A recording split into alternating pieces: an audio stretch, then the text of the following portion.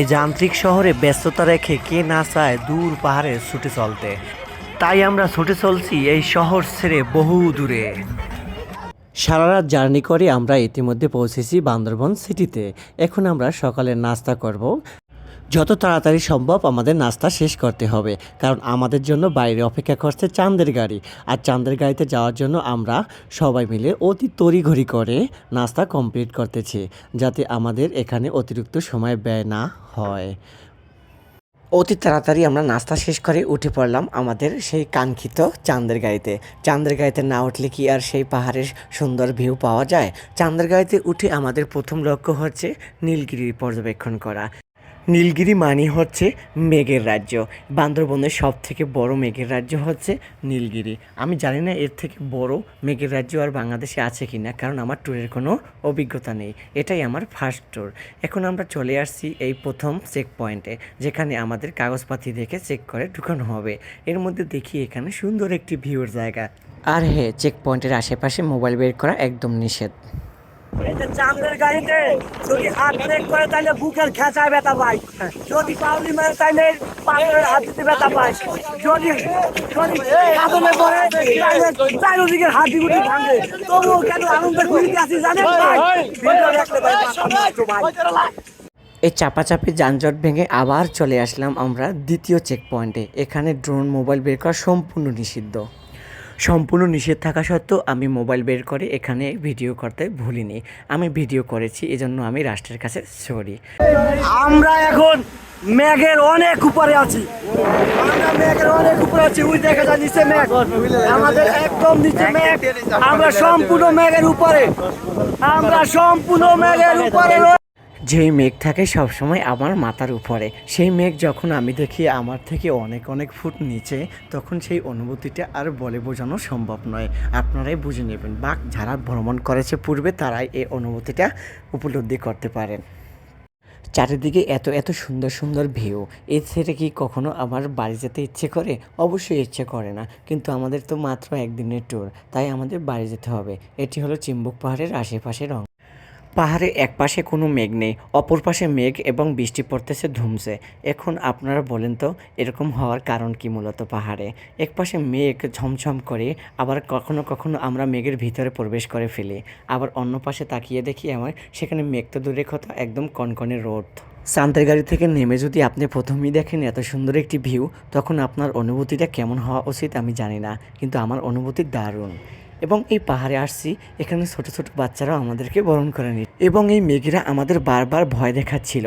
তারা কেন যেন হঠাৎ করেই আমাদেরকে একদম পুরোপুরি গিলে ফেলতে চায়। দেখুন এই এক পাশে প্রচুর মেঘ, কিন্তু আমাদের ডান পাশে কোনো মেঘ নেই। এই যে ডান পাশের যে পাহাড়টা, এই পাহাড়ের পরে ওই পাশে কোনো মেঘ নেই, ওখানে কনকনে রোদ আছে, কিন্তু আমাদের এই পাশে সম্পূর্ণ মেঘে আচ্ছন্ন এবং চিরিচিরি বৃষ্টিও হচ্ছে। পাহাড়ি আঁকাবাঁকা রাস্তায় মেঘ বৃষ্টির খেলা শেষ করে আমরা পৌঁছেছি নীলগিরির বেস্ট ভিউ পয়েন্টে। এখানে আসার পরে আপনার মন একদম যত দুঃখই থাকুক সব ধুয়ে মুছে যাবে। আমি ভিডিও করতে করতে আমি বারবার আমার সঙ্গীদের থেকে আলাদা হয়ে যাই, এবং আমাকে আবার বারবার তাদেরকে খুঁজে নিতে হয়।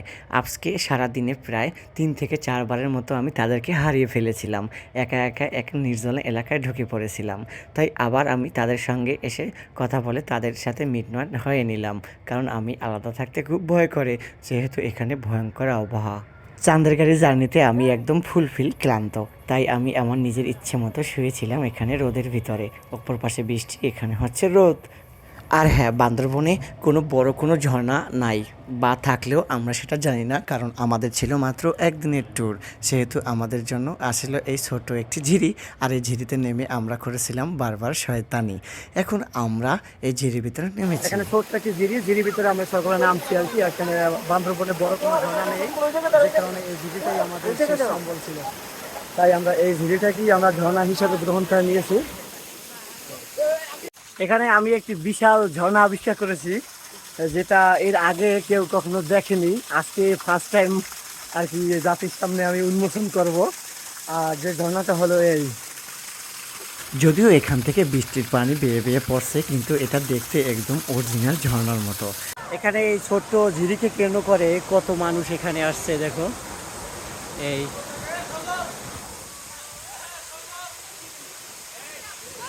এখানে দেখা যাচ্ছে আমার বস এসে অলরেডি গোসল করতে নেমে গেছে। তারপর এখানে আছে পিচ্চিরা, এরা হলো উপজাতি। আর ওদিকে আমার সঙ্গীরা আছে, তারা আর কি আমাকে স্বাগত জানাচ্ছে যে আমিও পানির ভিতরে নামি। আসলে আমার নামতে খুব ঠান্ডার একটা সমস্যা আছে, আর এখানে খুব পিছল, আমি জুতা পরেই নামছি, আমি শরীর ভিজাবো না এজন্য আর কি আমি পায়ে পানি লাগাচ্ছিলাম আর কি ঝিরির ভিতরে। তো তারা সবাই যেহেতু নামছে, এখন আমারও নামার খুব ইচ্ছা জাগছে। এখন আমি দেখি যে আসলে কোন সিস্টেমে নামা যাবে। আর এখানে ছোট্ট একটি বট গাছটা অনেক সুন্দর লাগতেছে, যেখানে সবাই নিচে বসে বসে ছবি তুলছে। এখানে রয়েছে খুব সুন্দর একটি বট গাছের নিচে রয়েছে ঝিরি, এবং বট গাছের ছায়ার তলে বসে ঝিরিতে গোসল করার খুব মজা বা ইচ্ছা আমারও জাগে, কিন্তু আমি এটা পারছি না, কারণ আমার শরীরে আছে ঠান্ডা সমস্যা। ঝিরির আনন্দ উপভোগ করে আমরা দুপুরের খানা গ্রহণ করে এখন আমরা আসছি Nilachal best view point Laboni পয়েন্টে। এখানে আসার পরে আমি প্রকৃতির সৌন্দর্য পুরোপুরি উপলব্ধি করতে পারছি যে প্রকৃতি কতটা সুন্দর হতে পারে, আবার প্রকৃতি কতটা ভয়ঙ্কর হতে পারে। সমুদ্রপৃষ্ঠ থেকে 2500 ফুট উপর থেকে আমি দেখতে পাচ্ছি পাশেই আমাদের বান্দরবন সিটি।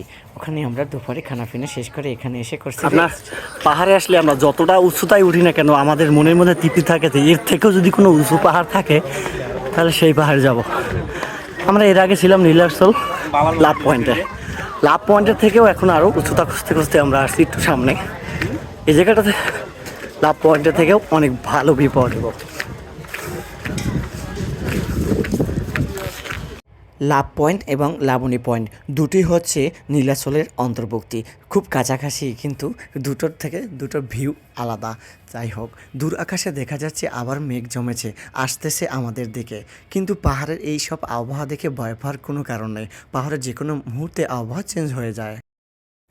লাবণী পয়েন্টের সব থেকে বেশি যে ফেমাস জায়গাটা, এখন আমি সেখানে যাচ্ছি। এই জায়গাটাই হচ্ছে লাবণী পয়েন্টের বেস্ট ফেমাস জায়গা। একটা ইউটিউব, ফেসবুক কিংবা টিকটক, যেখানে যে কোনো প্ল্যাটফর্মে এই জায়গাটার বেশি উল্লেখ রয়েছে।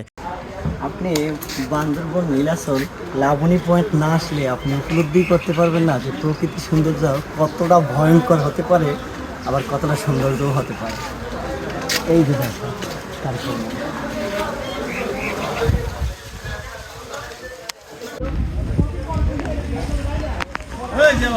এই রাস্তায় আপনার হাঁটা লাগবে না, জাস্ট আপনি সামনের দিকে হালকা একটু মুভ করবেন, অটোমেটিক আপনি নিচের দিকে চলে যাবেন। যদি আপনি দৌড় দিতে চান তাহলে আপনার ব্যালেন্স হারিয়ে আপনি উপরেই পড়বেন, সেটা শুধু কথা। আর কাউকে যাওয়া লাগবে না, নগদ অ্যাম্বুলেন্সে আপনি হাসপাতাল। আপনার পায়ে যদি ব্রেক না থাকে তাহলে কখনো এই রাস্তা দিয়ে নামার চেষ্টা করবেন না। এটা হলো নীলাচল লাবণী পয়েন্ট। আমার টিম থেকে হারিয়ে গেছি, এখন তারা কোথায় আছে সবার ফোন বন্ধ, আমি কাউকে এখন পর্যন্ত খুঁজে কোথাও পাচ্ছি না। এখানে রাস্তার কোনো অভাব নাই, কিন্তু কে কোথায় গেছে আমি কাউকেই খুঁজে পাচ্ছি না। আমি জাস্ট আধা ঘন্টা ধরে ঘুরতে আসছি, এবং সর্বোচ্চ উচ্চ যে জায়গাটা সেখানে উঠেও তাদেরকে দেখার চেষ্টা করছি কে কোথায় আছে, কিন্তু আমি কাউকে এখন পর্যন্ত খুঁজে পাচ্ছি না। সুন্দরবনে ভিউয়ের লীলাভূমি যেটাকে বলা হয় সেটা হলো লাবণী পয়েন্ট, আর এখন আমি অবস্থান করছি সেই লাবণী পয়েন্টেই। আর আমি দেখতেই পাচ্ছেন পিছনে যেন আমার বৃষ্টি পড়তেছে, কিন্তু আমি আমার সঙ্গীদের এখন পর্যন্ত কাউকে খুঁজে পাইনি। অতঃপর আমি আমার সঙ্গীদের খুঁজে পাই, সকলে এখানে বসেছিল, অথচ তারা আমার ডাকছিল, আমি নাকি তাদের ডাক শুনিনি, আমি নাকি ছিলাম ব্যস্ত। তারা দুপুরে খানা শেষ করে এখানে এসে রেস্ট করছে, আর অথচ আমি নীলাচল পুরোটা ঘুরে ফেলেছি। কিরে রুহ যায় আর আয় দিবেড়া, আর উপরের দিকে উঠে না রে।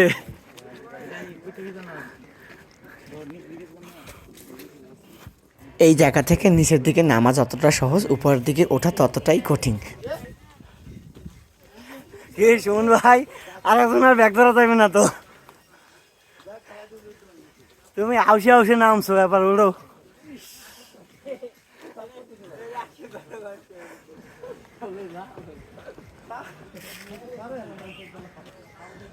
অন্যদিকে আমার সিনিয়র বড় ভাই সে অপরজনের ব্যাগ ধরে, তার হাঁটুতে নাকি জোর কমে গেছে এখন, আর আরেকজনে দাঁড়িয়ে দাঁড়িয়ে অপেক্ষা করছিল। অন্যদিকে আমি নিজে অনেক ক্লান্ত হয়ে গেছি, কারণ আমি অনেক হাঁটাহাঁটি করছি, তারা অতটা হাঁটাহাঁটি করেনি।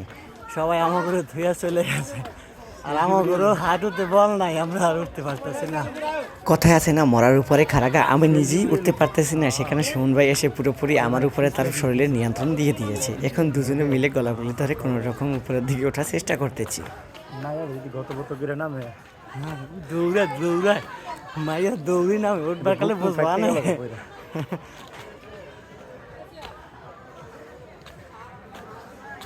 আইবা পাহাড়ে আইবা। পাহাড়ের খাড়া ঢালু পেয়ে সুমন ভাইয়ের অবস্থা দেখুন। সুমন ভাইয়ের অবস্থা পুরোপুরি বেহাল হয়ে গেছে, সে অনেক অসুস্থ হয়ে পড়েছে। সে নাকি আর উঠে হাঁটতে পারবে না, তার নাকি এমন অনুভূতি হচ্ছে। এখন আমরা অবস্থান করছি নীলাচল লাবণী পয়েন্টে। আর হঠাৎ করে আবহাওয়া পরিবর্তন এবং আমরা মেঘের তলে হারিয়ে যাই।